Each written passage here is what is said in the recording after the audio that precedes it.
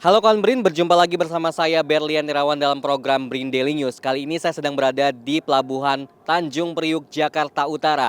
Sejak ekspedisi yang berlangsung pada bulan Mei hingga bulan Agustus 2024 nanti, Ocean Explore Misi Indonesia 2024 sedang berlabuh kapal riset dari Ocean X itu sendiri. Dan bagaimana keunggulan dan juga kecanggihannya, berikut informasi.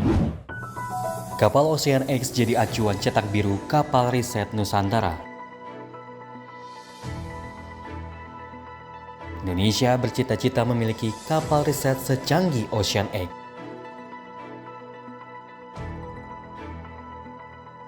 Ocean X rekomendasikan mitigasi kelautan untuk kelestarian ekosistem.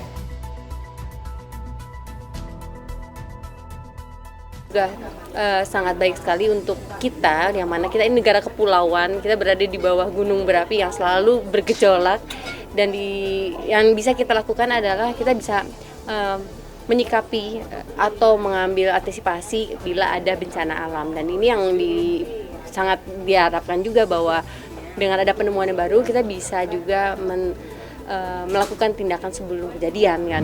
Kegiatan yang dihadiri oleh perwakilan terkait yakni perwakilan Ocean X, Kementerian Koordinator Bidang Kemaritiman dan Investasi, serta Badan Riset dan Inovasi Nasional. Dan turut hadir juga beberapa media untuk menginformasikan kehadiran kapal riset Ocean X ini sebagai contoh untuk Indonesia dalam pembuatan kapal riset yang akan dicanangkan beberapa tahun ke depan. Hal tersebut disampaikan oleh Direktur Pengelolaan Armada Kapal Riset BRIN, Nugroho Dwi Hananto. Berikut cuplikan wawancaranya. Ya, secara umum ini sebenarnya kapal Ocean X menjadi menjadi pelajaran buat kita. Bagaimana kita bisa memadukan riset multidisiplin begitu. Karena teman-teman lihat ada ROV, ada submersible, ada kapal, ada perahu kecilnya, ada helikopter begitu. Ada juga untuk media. Nah, ini tentunya menjadi masukan yang baik buat kita untuk merancang kapal riset kita.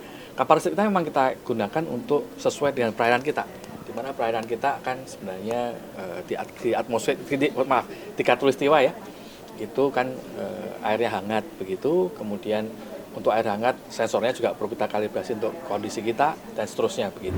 Sekretaris Deputi Bidang Koordinasi Sumber Daya Maritim Kemenko Marves Anissa Puspita mengatakan kegiatan ini menjadi sebuah ajang dalam melakukan riset dan juga edukasi kepada para periset dalam pengembangan kompetensi penggunaan peralatan canggih dari kapal riset itu sendiri demi wujudkan Indonesia yang memiliki kapal riset mendatang. Berikut tayangan wawancaranya. Kapal ini selain kita gunakan untuk melakukan riset oleh peneliti kita, tapi juga kita gunakan momen ini untuk mengedukasi masyarakat kita dan melakukan pengembangan kapasitas bagi peneliti kita yang nanti mereka akan belajar menggunakan peralatan canggih yang ada di kapal ini dan juga belajar mengolah data bersama-sama dengan periset internasional yang bergabung di sini. Nah, terkait dengan kapal sendiri tentunya kita juga ingin ya Indonesia punya kapal secanggih ini sehingga ketika peneliti kita butuh untuk melakukan riset laut dalam, kita sudah punya armadanya. Co-CEO dan Chief Science Officer of Ocean X, Vincent Pieribon, mengatakan krisis air yang terjadi di dunia akan menimbulkan dampak yang luar biasa bagi masyarakat, khususnya di Indonesia, sehingga perlu mitigasi dalam menjaga lingkungan laut itu sendiri. Berikut pernyataan dari Vincent Pieribon. You have a lot of stresses on your fisheries. You have external parties, you have internal parties, and you have a country that uses a lot of fish, honestly, eats a lot of fish, maybe not in the cities, but in the smaller islands, communities, they receive a lot of their protein from direct fishing from the sea. So there's other concerns, large commercial concerns entering your waters. But most of the fisheries in this country are done by small boats, and there needs to be control on that. And we always believe as an organization to start with science. It's very hard to have any policy without clear scientific backing about where are the fish, where are the spawning grounds for the fish. All that needs to be determined in detail for each fish that you're concerned with. So each type of fish that's in your waters, you need that kind of information. Otherwise, there's no method to determine how much of the animals you should take out of the water. You're one of the largest suppliers of octopus for the entire world. But do we have any idea how many octopus are in your water? It's impossible to actually measure that. These DNA measurements that we've been doing in the waters here might give you a chance to do that. So without having to see the animals and without having to collect them, you can collect DNA and determine how many of those animals might be present. So really advanced technology might help you get a handle on what's going on. And then to protect those areas, during spawning, you want to protect spawning grounds. You want to protect areas of high biodiversity, right?